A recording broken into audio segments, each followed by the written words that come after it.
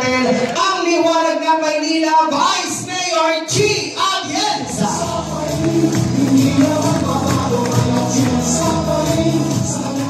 At sa mga pagkakataon po ito, mga minamahal ko pong nanay at tatay, isang malaking karangalan po para sa akin ang ipakilala ang isang taong kahit kailan ay hindi tayo iniwan sa gitna ng laban natin sa pandemya.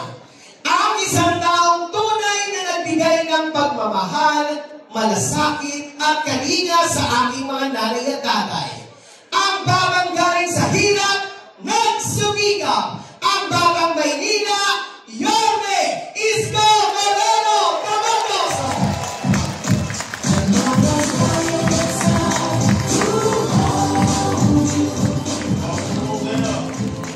Napapasayo tuloy si Patrick na dahil inside. Patrick! I love you. Alaga ni Chairman Chi. Si Patrick. Hi! Hello!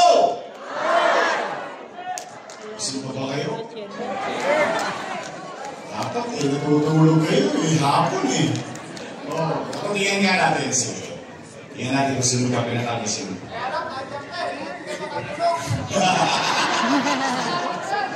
Diyan sa Kodli. Tingnan natin. Diyan nagde-date si JTB.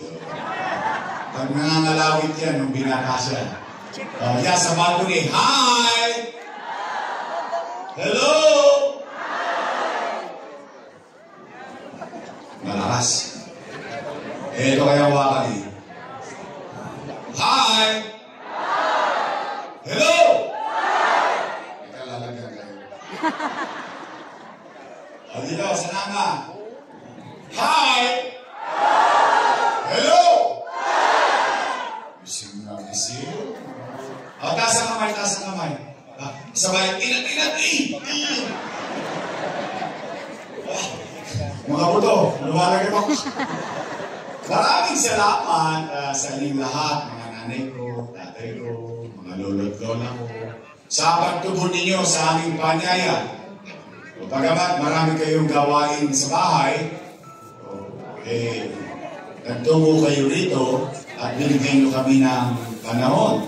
At ang layo pa nito sa inyo. Biniyahin nyo pa. Kaya thank you very much sa inyo, mga nanay ko, mga kapatid. Kaya kung nanatag naman kayo, dahil hindi namin kayo pauwi ng konsumido. Opo. Ang dami-dami ng konsumisyon sa buhay ng tao. Pati ba naman yung away ng mga politiko, papahagi pa namin sa inyo.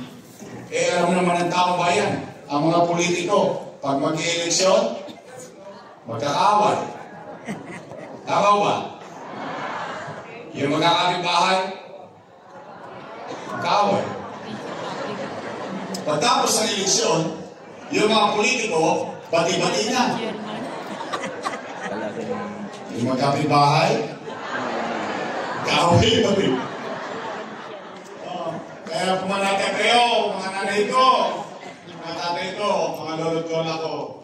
Hindi po kayo makakarinig ng mga panira dito. Wala.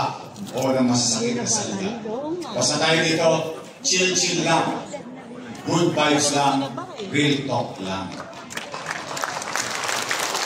Basta hindi lang kayo din sa birthday. Tay! Mga lolo't lola ko, tatanong ko lang po kayo. Bakit ba kayo naghahanap ng ibang mayor kung meron namang mayor na nakaupo ngayon?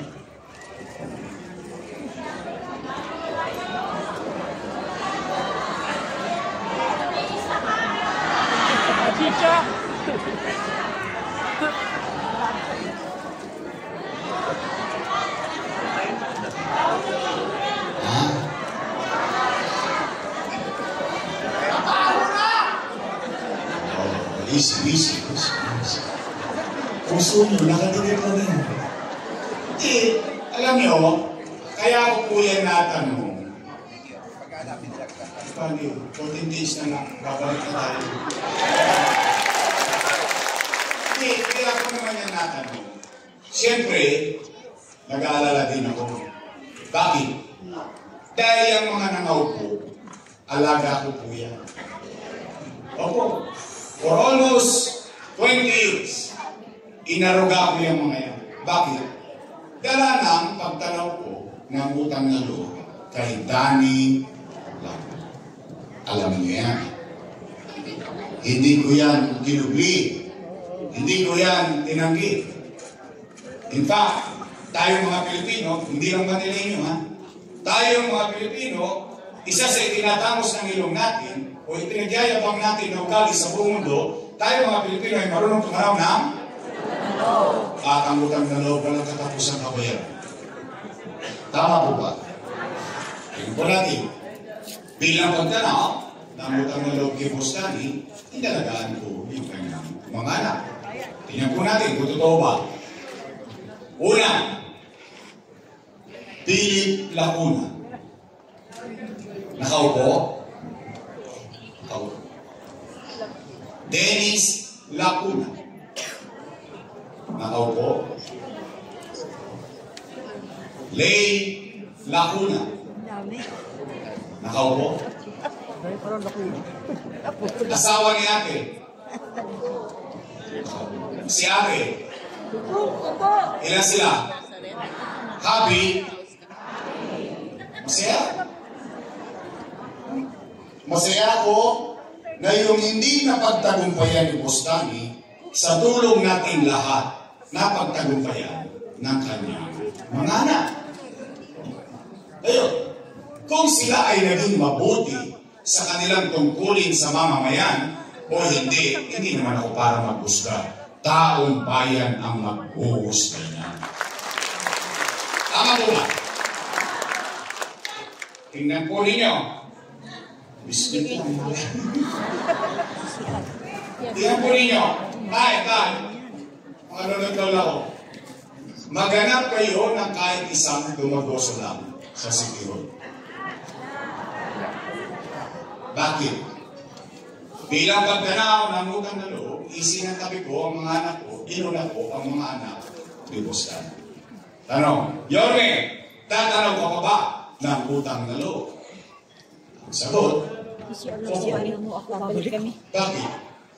Pilipino ko. Ito talaga tayo. Why would I change for some misgivings of others? Bakit kailangan kong magbago sa kakulangan ng ibang tao? Kaya lamang, may pakiusap lang ako. Baka naman kung po pwede, sa ibang bagay na lang ako tumanaw ng utang na loob. Bakit? Hindi utang na loob din naman ako sa taong bayan. Kung wala ang Diyos, kung wala kayo, wala naman ako sa kinalalagyan ko ngayon. Tama po ba? Ngayon, masama naman ba ang dinggin ko yung panawagan ng taong bayan? Eh yung taong bayan na sumisigaw na, bumalik ka na. Bumalik ka na. Bumalik ka na. Bumalik ka na. Bumalik ka na. Eh yung taong bayan na sumisigaw ng bumalik ka na, ako sinigawan, wag ka na bumalik! Napanood niyo? Napanood ko din eh. Nagulat ako, hindi ko akalain ganun pala yun eh. Para ba akong asawang tinipaki ang damit ko, nilagay sa malit at tinagay sa lusog ito, huwag ka na bumalik! Eh bakit sila natatakot? Bakit sila nangangamba? Bakit nila kailangan pangunahan na magiging desisyon ng taong bayan? Hindi naman sila may-ari ng pwesto niyan. Pag-aari ng taong bayan. In fact, kami empleyado lang ng mamamayan. At ang kontrata namin ay 3 years. After 3 years, expire. Tama ba?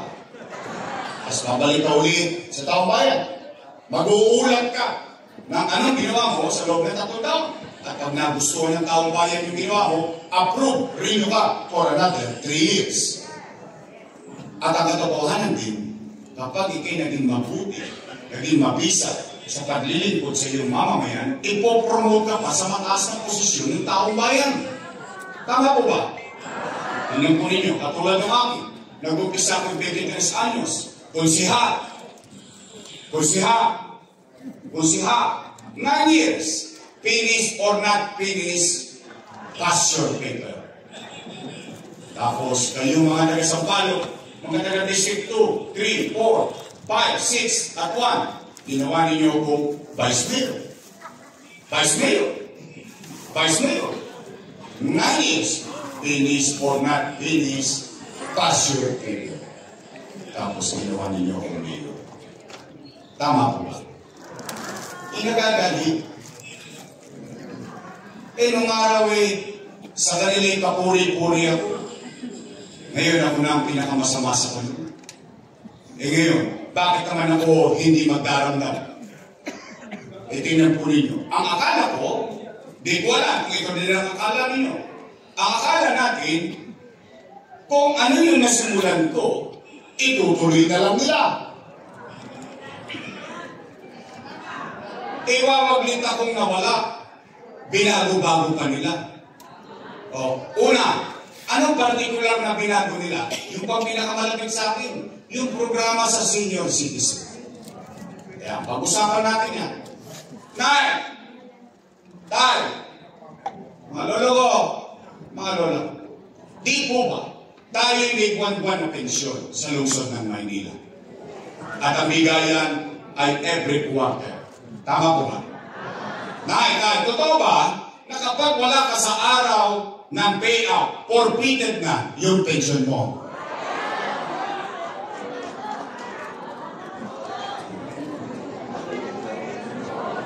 Mali yun. Bakit? Alalahanin natin kung paano natin sinimulan yan. Total, wala pa naman kayong Alzheimer's. Wala pa. Kasi yung iba dito parang ninapot pa si Mayor Lacson. O sige, Villegas na lang. Anong ibig ko sabihin? Sa dinami-dami na nagdaang mayor, sa hinaba-haba ng pamumuhay ninyo sa lungsod ng Maynila, for the first time, bumoto kayo ng batang mayor. First time. Kasi binoboto ng mga taga-Maynila na mayor, lagi yung konti na lang ang birthday. Totoo naman. But you took the risk. You gambled to elect a young mayor. At yung batang mayor ngayon, nakapag-isip ng programa para sa senior citizen na mayaman, middle class, mahirap, may sakit, o wala, botante, o hindi, pantay-pantay, may pensyon na 500 sa lungsod ng Maynila. Tama ba? At ano sabi ko? Tay, pumanatag ka. Kapag hindi mo nakuha yung first quarter, pagdating na sa second quarter, doble ka. Tama ba ulit? Sabi ko ba, tay, manatag kayo. Pag hindi mo nakuha yung first quarter, second quarter, pagdating ng third quarter, triple ka. Ano ba sabi ko? Mga lolo ko, manatag kayo. Pag hindi nyo nakuha yung January hanggang Nobyembre, pagdating ng Disyembre, maglulubi-lubi tayo. Lubi-lubi. Enero, Febrero, Marso, Abril, Mayo,